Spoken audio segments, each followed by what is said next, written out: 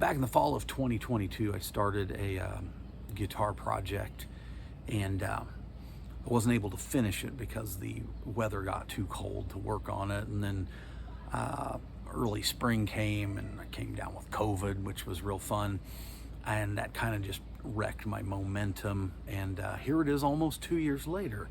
So I'm kind of gonna be starting the project over from almost scratch. I still have the frets on the fingerboard done, but everything else I'm just going to be kind of starting over here. So I'm kind of laying out the parts I'm going to be using for this build. Got my box from some delicious hand-rolled Macanudo cigars. Ouch! Here's the fingerboard that I made back in the fall of 2022. I think this has 24 frets, but probably end up cutting that off at 22 or so. This is going to be the neck and headstock and everything. This is red oak. I'm using red oak because that's what they had at the store. It's a 1/2 inch thick because there's going to be another 1/4 inch of fingerboard on it. So I wanted to make this not such a baseball bat to hold on to. And then in here I've got, I kept the parts. I've got my 4-string pickup, 4-string bridge, tuning machines. And I got all this stuff from CB Giddy Crafter Supply. Basically today what I'm going to be doing is just marking off where the stuff is going to be roughly on my piece of red oak. So the first thing I'm going to be doing is marking off where the headstock's going to be, and I'm going to set my square to about, I don't know, what's this, goes to 16 inches, so set it to around 8 inches. It's not super important. Place this at the end, make my little mark. Make sure it's nice and square.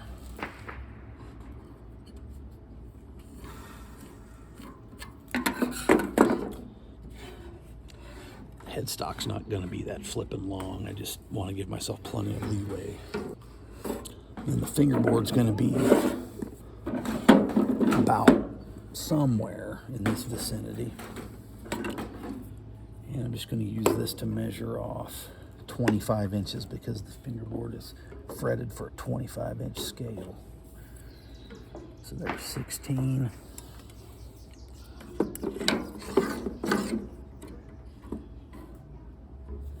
And what would be this? 9. So when I build this, oops. So now I know that this is going to be about where the bridge falls, is somewhere. I broke my pencil. Another consideration when you're building one of these is how your neck, your stick, as it were, is going to lay in relation to the lid of the box. If I was making a fretless, I might just cut this slot here to the same thickness as my piece of wood, and then just have the box top be on this board without altering this at all. But I actually want my fingerboard to overlap a little bit, or at least only stick up about that much over the lid of the box. So eventually what I'm going to have to do is cut a big notch here so that the lid fits inside it and the stick kind of goes around. And like I said, I'm going to be adding some wood over here, and behind it to accommodate that pickup route. So when I slot this, I'm going to want the slot to be the size that 1/2 inch deep by 1 3/4 wide. I'm going to want that to be right up flush with the end of the box, since I'm going to notch it out, and I'll show you how I measure and cut that here in just here in a second. That whole section, I didn't explain it very well the first time I tried to film it. So that's my mark to show where the headstock is going to be, and it'll end up being about that long at the most.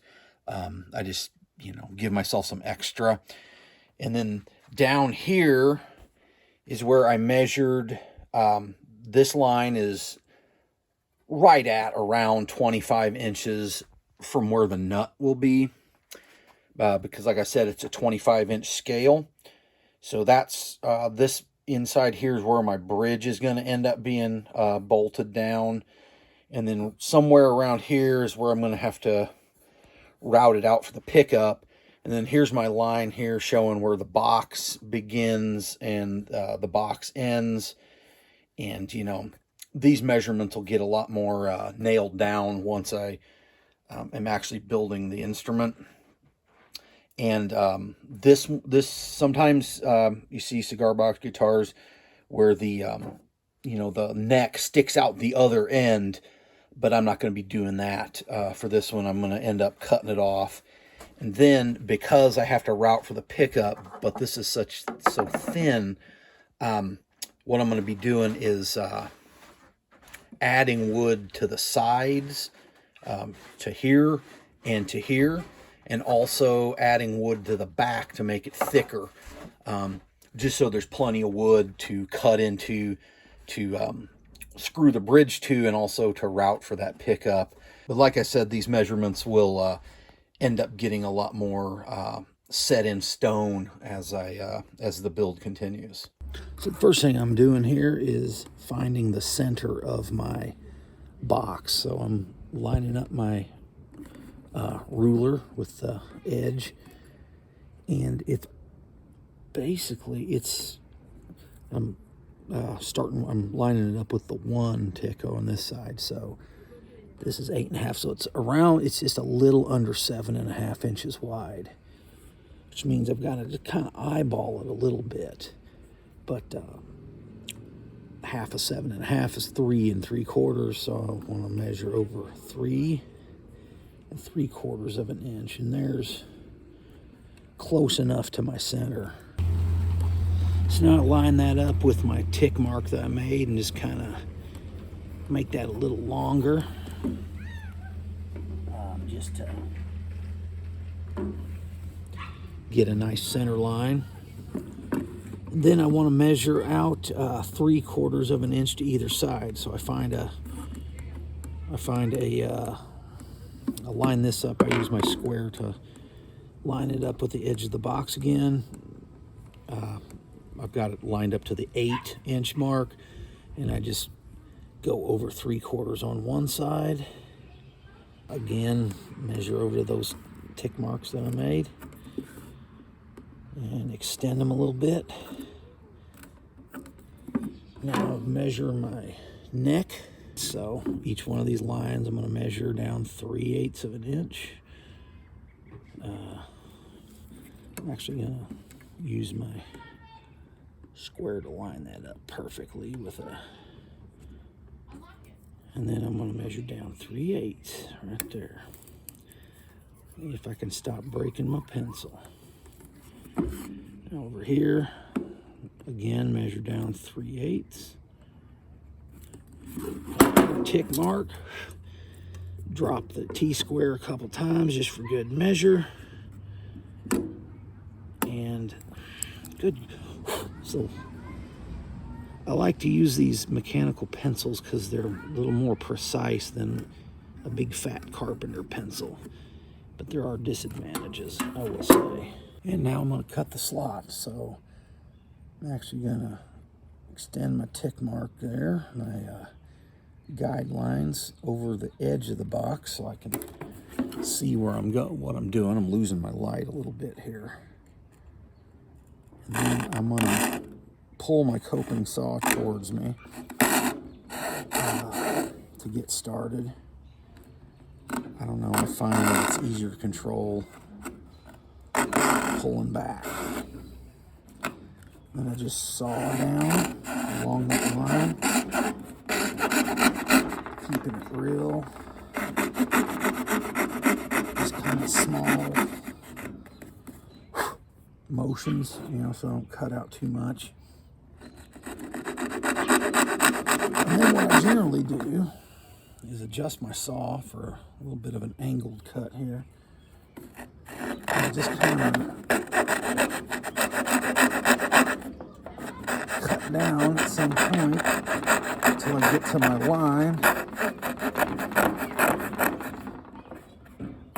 And then cut all the way across. The blade might be a little dull there. And then I switch it up and saw across this way.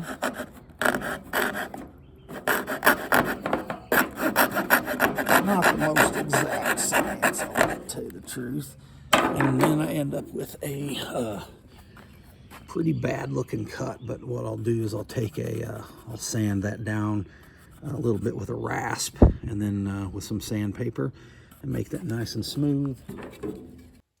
And here's that slot that I cut in the box outside. I used a rasp actually to make this a little wider, because the neck didn't quite fit in here. And I'm going to have to make a slot as long as the box is and as deep as the lid is in my neck, in the neck right here between, you know, where the box begins and ends, so that's flush with the top. And then when the fingerboard is glued to the top of the neck, it will be the perfect height above the top of the cigar box.